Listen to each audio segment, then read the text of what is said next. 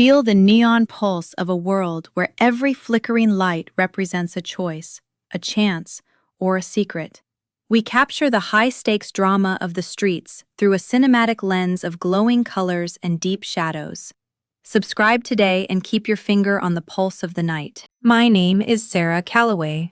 I'm 29 years old and I work as a paralegal at a civil litigation firm in Austin, Texas. On the morning of October 4, 2023, at 7:22 a.m., my grandfather called me from a Motel 6 off Highway 183, confused and shaking, telling me he didn't know where he was supposed to go. The temperature outside was 41 degrees. He had one grocery bag of clothes, his blood pressure medication, and $14 in his wallet. He was 81 years old. He had no idea that the house he'd lived in for 47 years had been sold 6 weeks earlier. While he was still recovering from hip surgery in a rehabilitation facility, he had no idea his signature was on the deed transfer. He didn't remember signing anything. I knew, the moment I heard his voice, that he hadn't.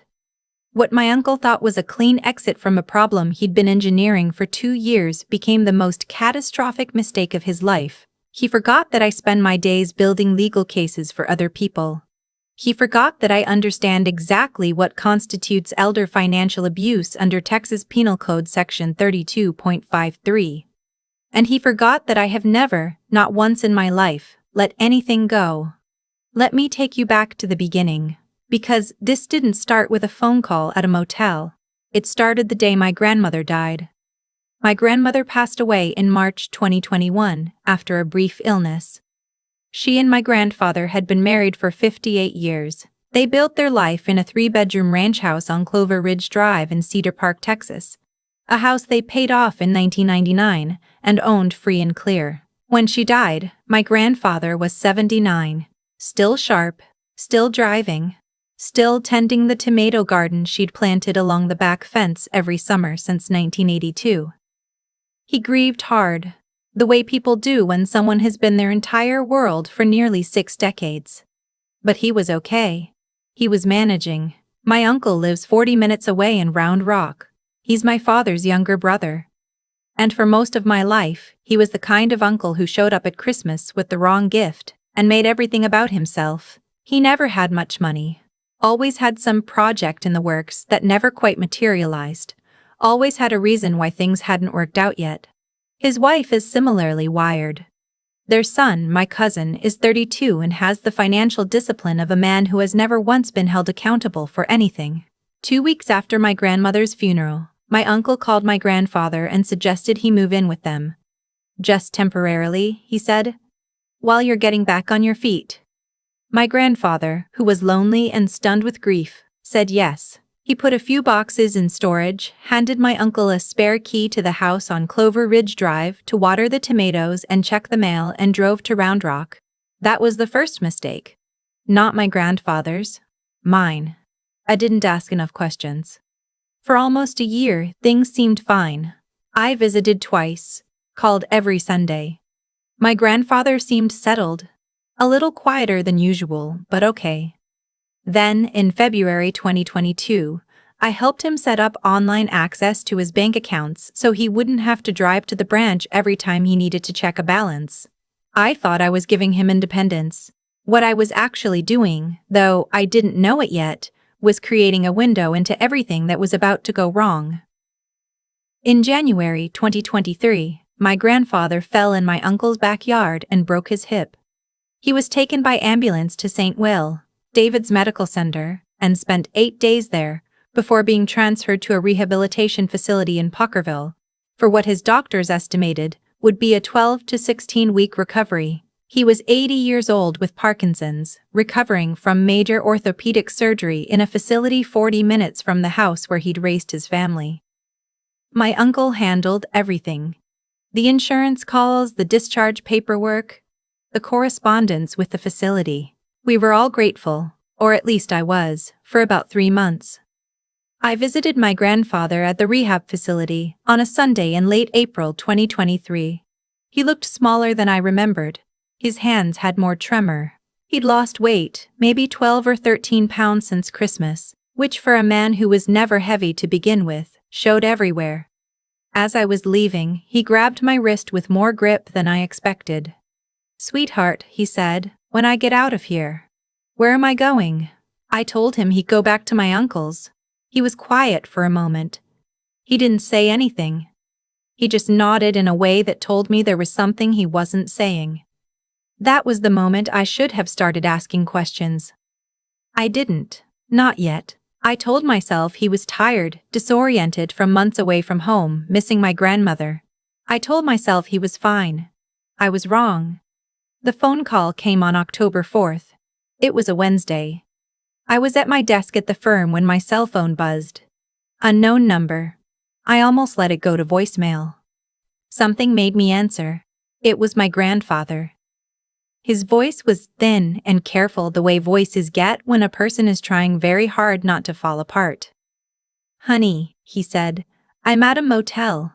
Your uncle dropped me off last night. He said the house on Clover Ridge was condemned, said there was mold or something and it wasn't safe.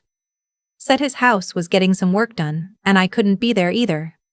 He said I should stay here a few days.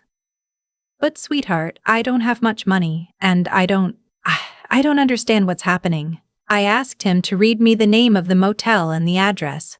He read them slowly. I wrote everything down. I told him to stay in his room, lock the door, and wait for me. I told him I was coming. Then I hung up, and I sat completely still for approximately 4 seconds.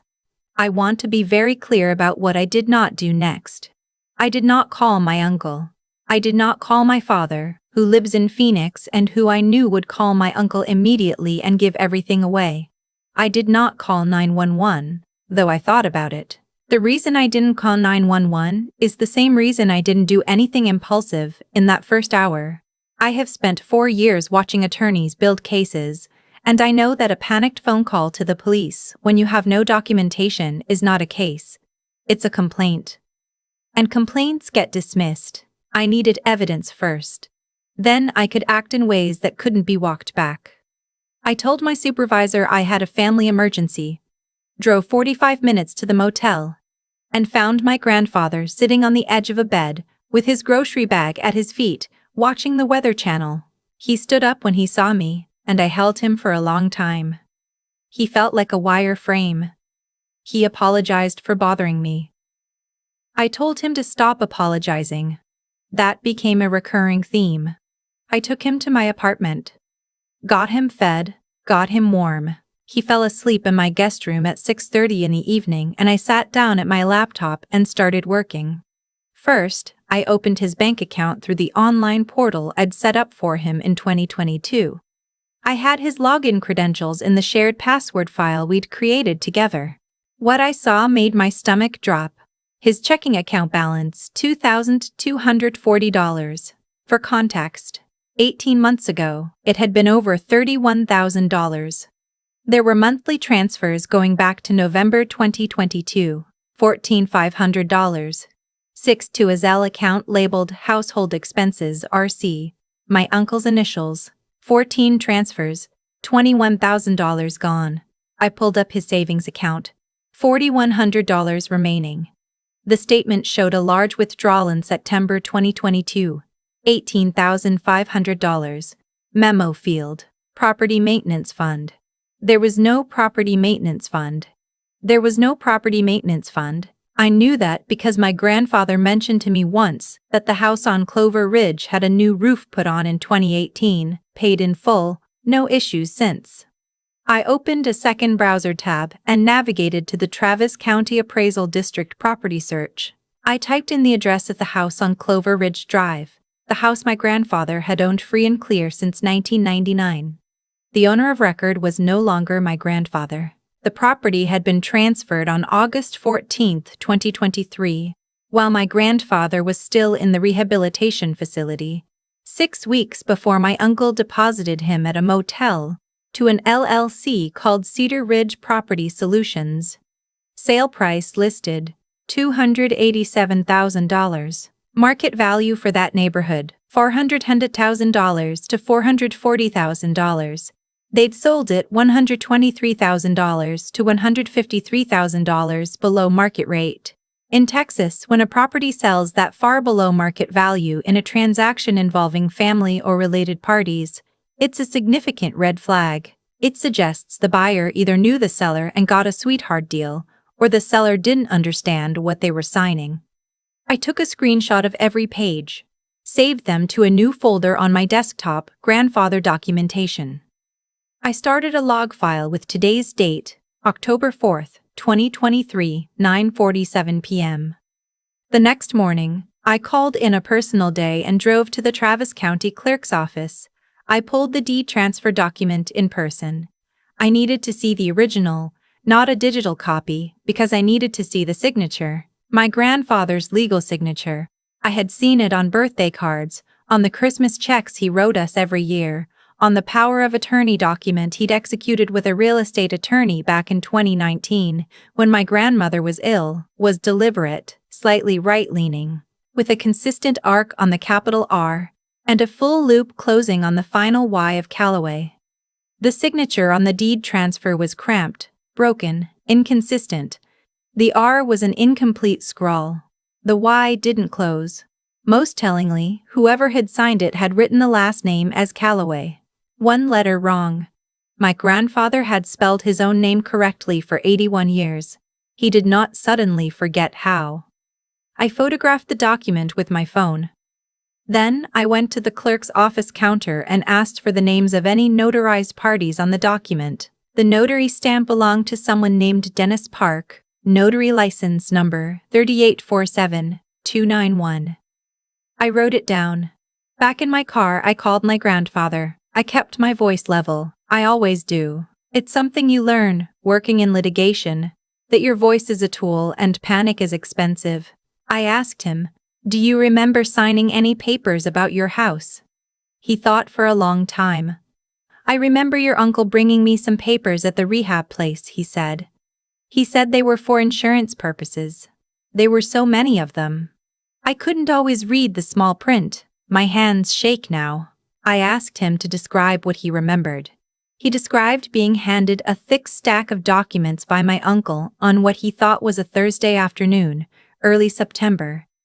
He said my uncle had a notary with him, a younger man, Dennis, he thought. He said they were in a hurry. He said he felt rushed.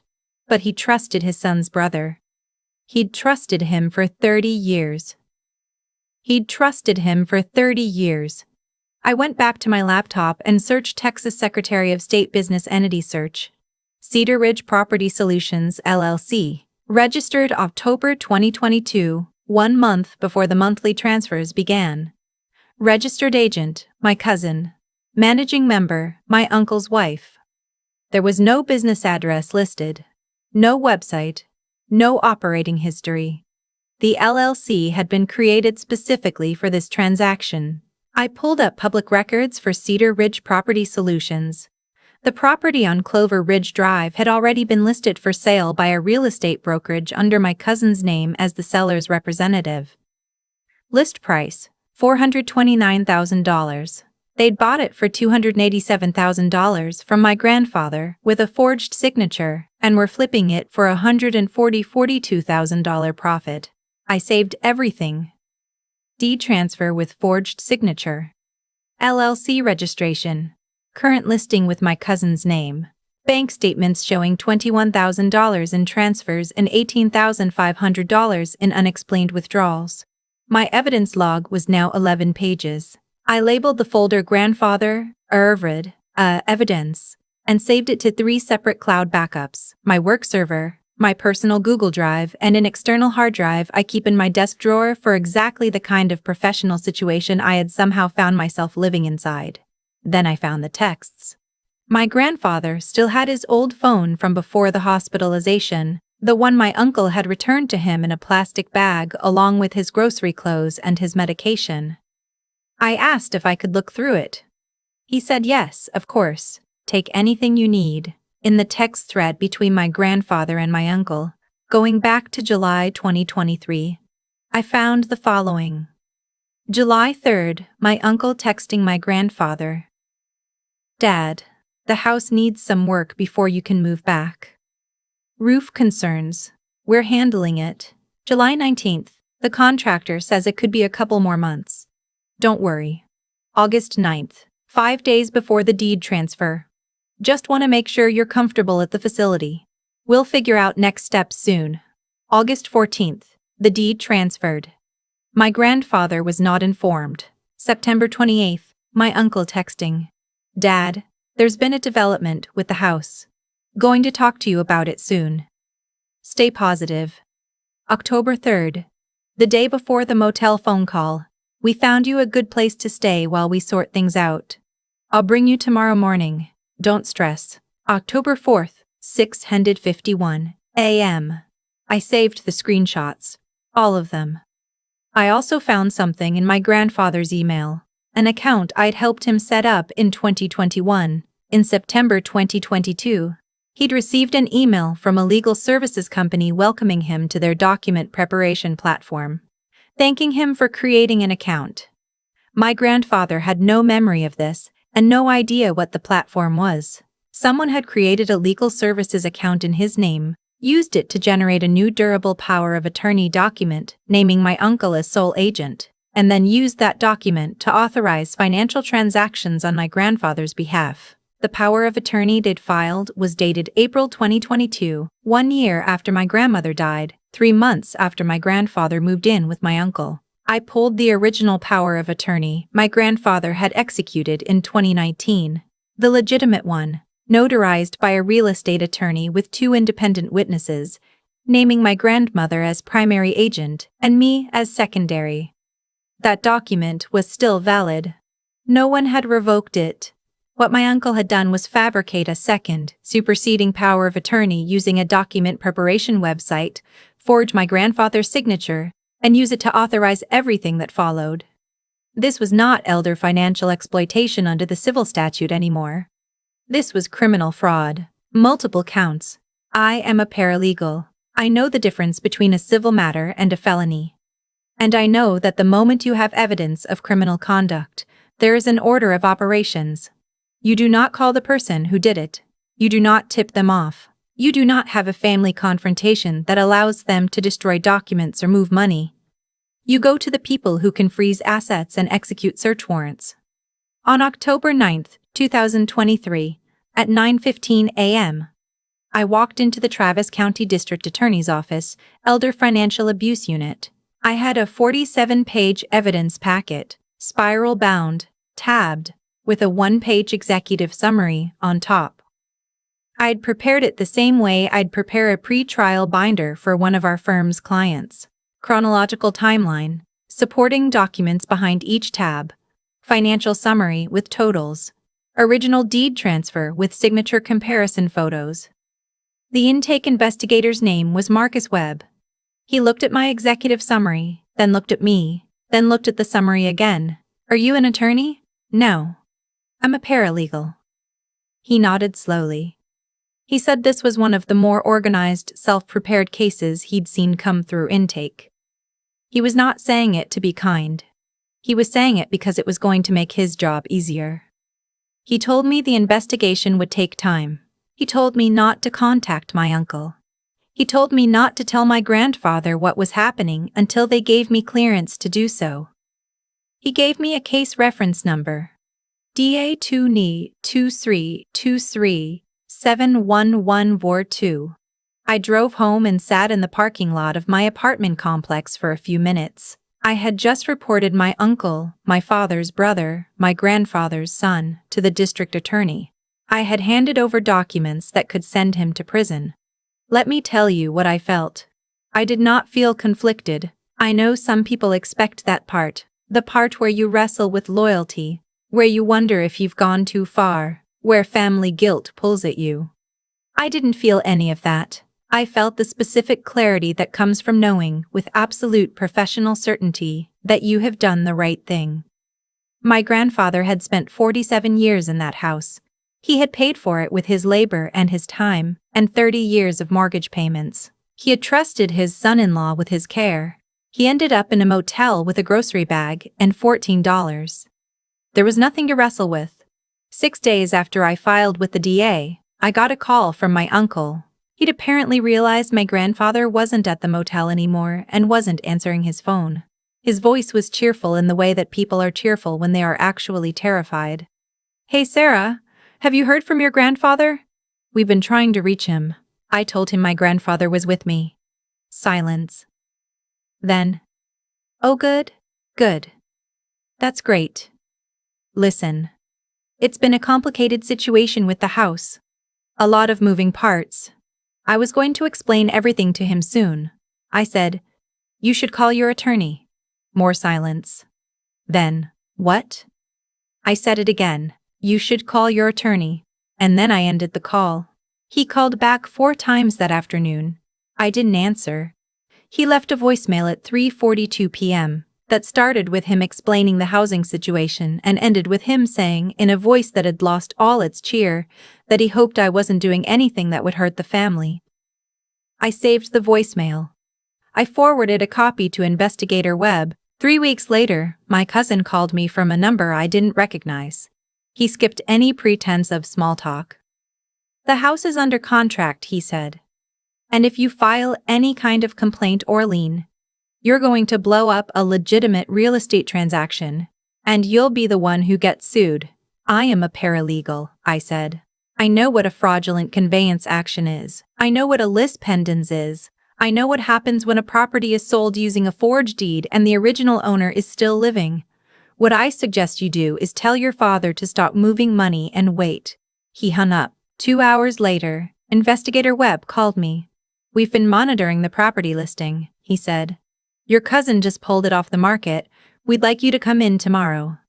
The formal investigation moved quickly once the DA's office got involved. A forensic document examiner confirmed within 2 weeks that the signatures on both the deed transfer and the fabricated power of attorney were not consistent with my grandfather's authentic signature.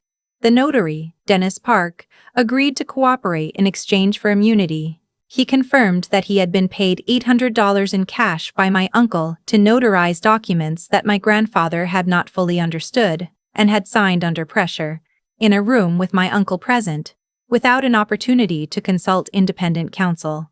That is coercion. In Texas, that voids the documents, and it also creates criminal liability for everyone in the room. The bank records subpoenaed by the DA showed the full scope of what had happened. 21 months of transfers, total taken from my grandfather's accounts, including the deed proceeds that had been laundered through the LLC, $182,400. My uncle's family had sold a house they didn't own, pocketed most of the profit, skimmed his accounts for nearly 2 years, and then dropped him at a motel when there was nothing left to take. There was a day in November 2023, about 6 weeks after I'd brought my grandfather to stay with me, when I told him everything. I sat with him at my kitchen table with a cup of coffee and I walked him through it. I showed him the documents, the timelines, the numbers. I didn't soften it. He deserved to know the truth. He was quiet for a long time after I finished. Then he said, "I kept thinking I was confused. I kept thinking it was my memory going." He looked at his hands. I blamed myself. I thought I'd made mistakes I couldn't remember making. That's what that kind of theft does to people.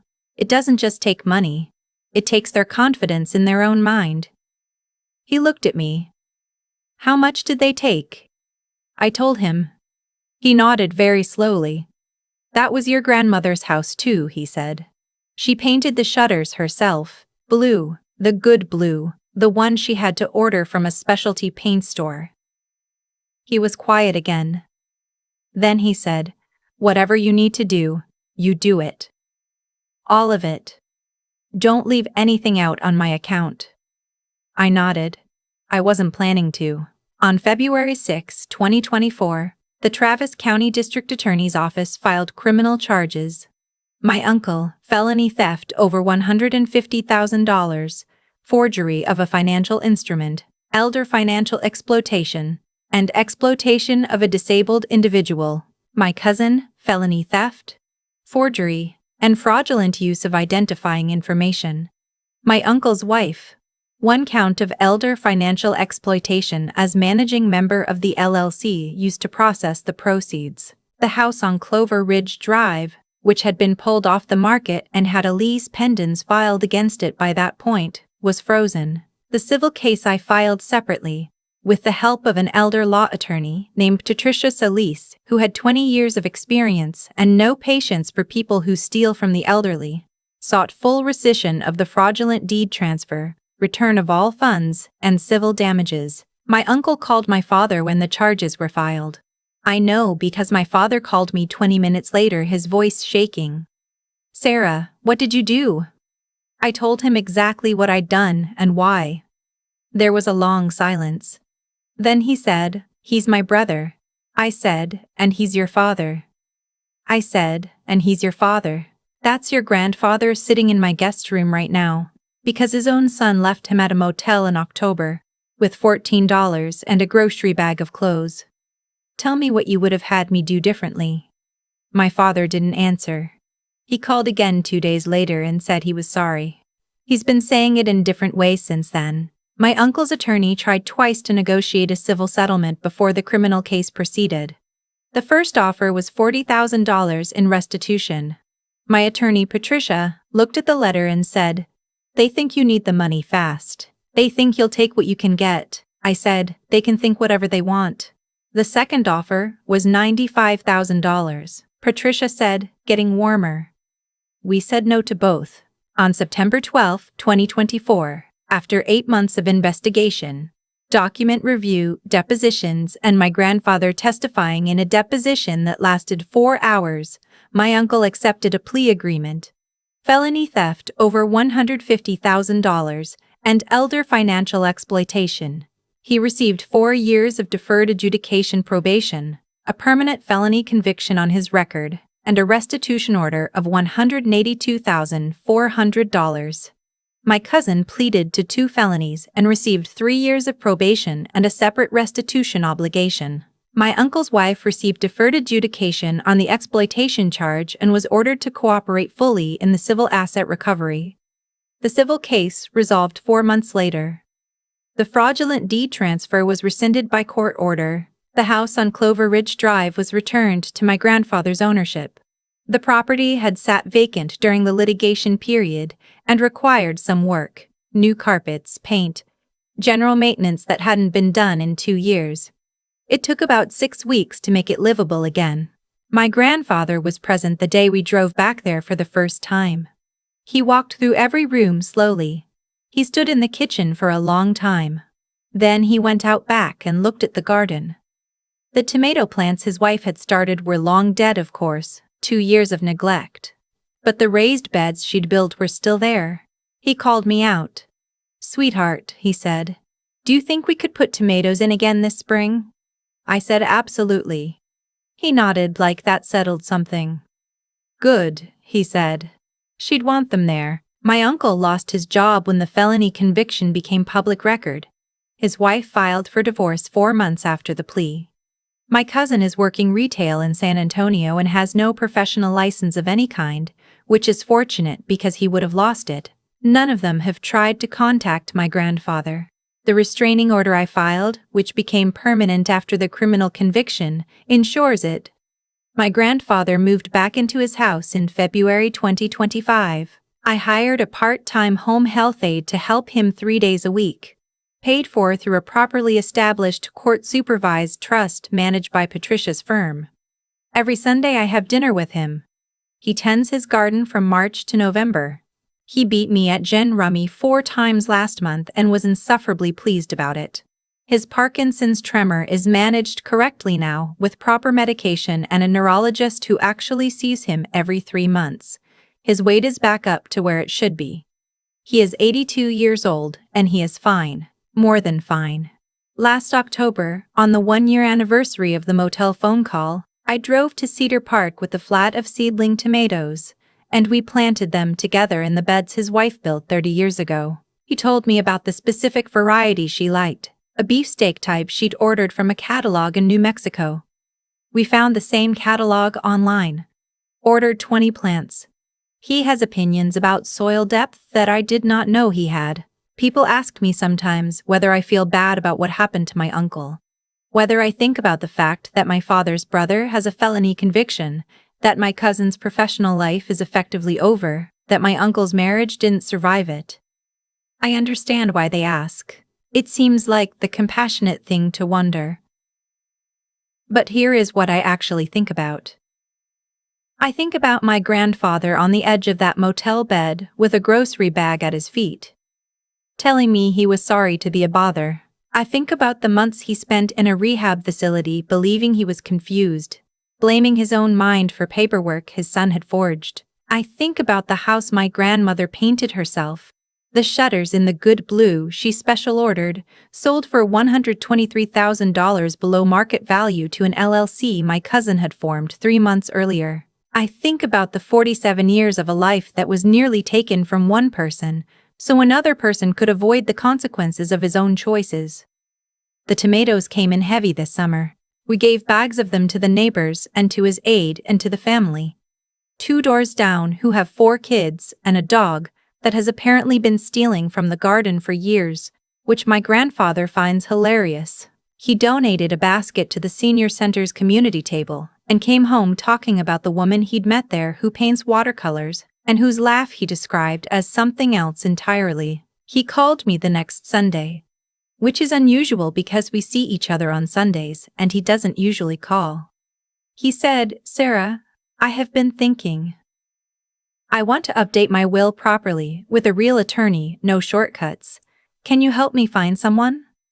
I said, "I already know exactly who to call." They thought he was an asset to liquidate. They thought I was too young, too junior, too far removed from the real levers of power to stop them. They forgot that I spend my days learning how the law works, from people who have spent their lives mastering it. They forgot that documentation is not just a professional habit. It is a form of protection. It is a form of love. My grandfather was never a problem to be managed. He was never a line in anyone's budget, or a signature to be obtained under pressure. He is an 82-year-old man who grows tomatoes and beats me at gin rummy, and is, as of 3 weeks ago, apparently developing a friendship with a woman who paints.